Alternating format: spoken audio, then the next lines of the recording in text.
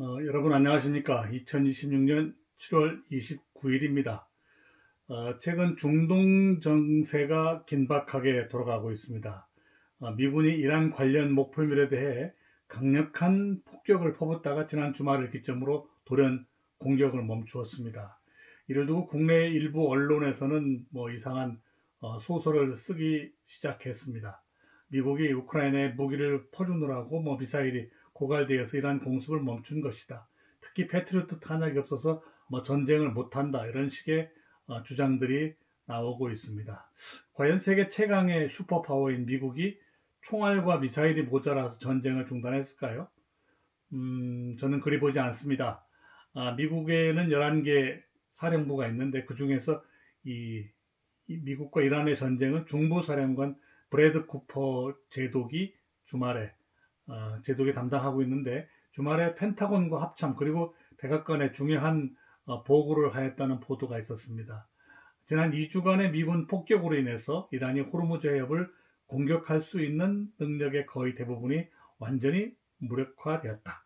즉 해안에 있는 어떤 그 이란의 전력이 다 무력화돼서 이제 소멸되었다 이렇게 평가를 하는 겁니다. 즉 군사적으로는 뭐라 그러냐면 이것을 작전 목표를 달성하였다 이런 뜻입니다.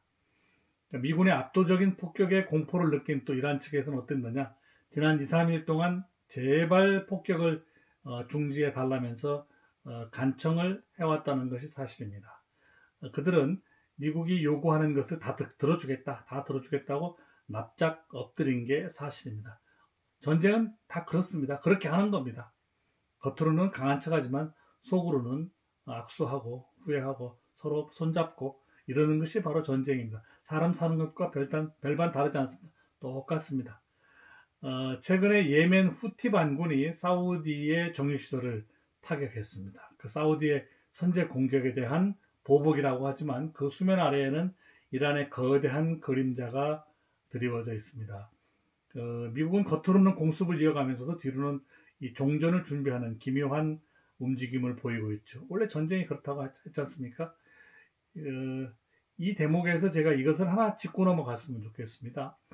1980년대 전 세계를 발칵 뒤집어 놓았던 한 편의 영화 같은 슈라가 생각이 납니다.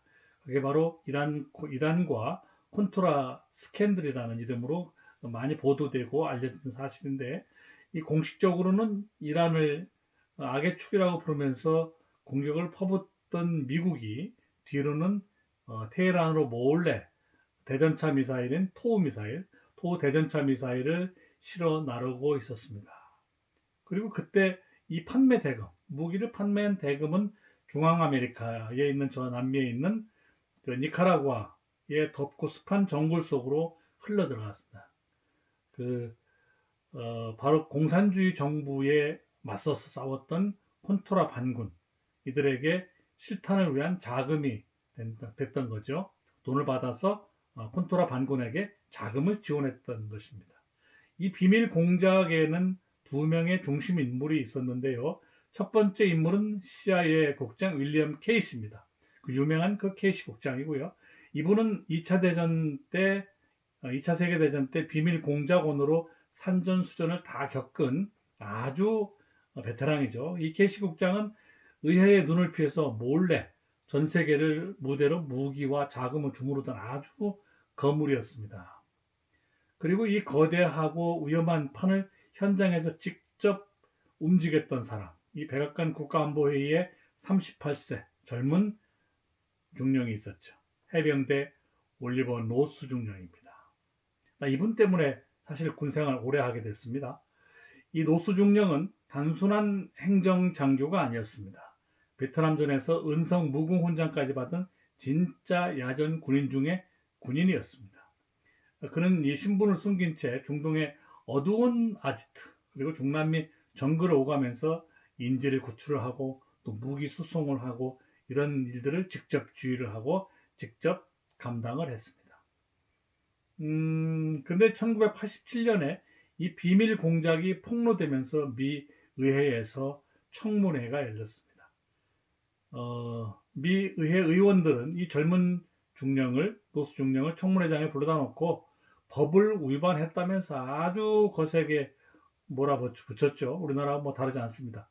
이때 노수중령이 가슴에다 훈장을 빽빽하게 단, 이 기장을 단 정복을 입고, 해병대 정복을 입고 청문회장에 들어섰습니다. 그리고 카메라를 정면으로 응시하면서 이렇게 써붙였죠. 나는 조국을 위해, 그리고 중동에 갇힌 미국인 인질을 구출하기 위해 국가의 명에 따라 일했을 뿐입니다. 이것이 죄라면 내가 모든 책임을 지겠습니다.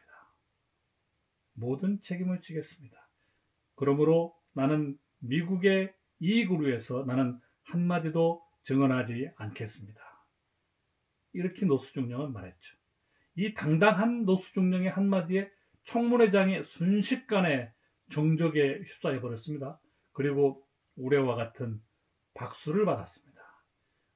그 사건을 보던, TV를 보던 미국 국민들이 아주 환호를 했죠. 그러면서 의회의 정치인들한테 분노하고 오히려 노수중령에게 열광하는 아주 기이한 현상이 벌어졌습니다. 이른바 올리버 노스 신드롬이 터진 거죠. 이로 인해서 당시의 젊은이들이 노수중령같이 되자라는 뭐 생각도 갖게 됐고, 저도 마찬가지입니다만, 그러면서 장교가 되는 길을 서슴지 않았던 그런 사건이었습니다. 여러분, 정치는 말입니다. 명분과 법을 다루는 것이 정치입니다. 근데 현장에 있는 군인들은 오직 조국과, 그 나라의 조국과 동료의 생명을 위해서 피 흘린다는 사실을 여러분들이 아셔야 됩니다. 그때 미국 국민들은 이것을 직접 느꼈습니다. 우리 대한민국 현대 군사에서, 그 현대사에서도 장교의 명예가 무엇인지를 가장 극적으로 보여준 인물은 초대 파월 한국군 사령관으로 지난 최명신 장군입니다. 2013년에 그가 돌아가셨죠. 그가 돌아가셨을 때 정치권과 군대부에서는 당연히 뭐 국립서울천충원의 장군묘역에 안장될 것으로 생각을 했습니다. 그런데 고인은 생전에 분명한 유언을 남겼습니다. 나를 장군묘역이 아닌 장군묘역에 묻지 마라. 내가 사랑했던 파월전사 장병들의 곁에 묻어달라. 이 유언에 따라 그는 국립묘지 개장 이래 장성으로, 장군으로서는 최초로 병사무역에 안장된 분입니다. 동양의 오랜 지혜에 이런 말이 있습니다. 상대방의 칼을 빌려 적을 친다는 말이 있습니다. 정치인들과 정보기관은 수면 아래에서 거대한 계산기를 두드리면서 적의 칼도 빌려 쓰고 또 동지의 피도 이용하는 것이 정보기관입니다. 그게 보이지 않는 손들입니다. 그게 국가를 운영하는 겁니다. 하지만 그 엄혹한 공작이 맨 앞줄에서 목숨을 걸고 임무를 완수하는 것은 결국 현장에 있는 분들입니다. 현장에 있는 군인들입니다. 오늘날 호르무즈 해협과 중동의 바다에서 유선에 올라타서 작전을 펼치는 미 특수부대원들, 우리 국군 장병들도 마찬가지 아니겠습니까? 우리가 가야 할 바른 길은 명확합니다.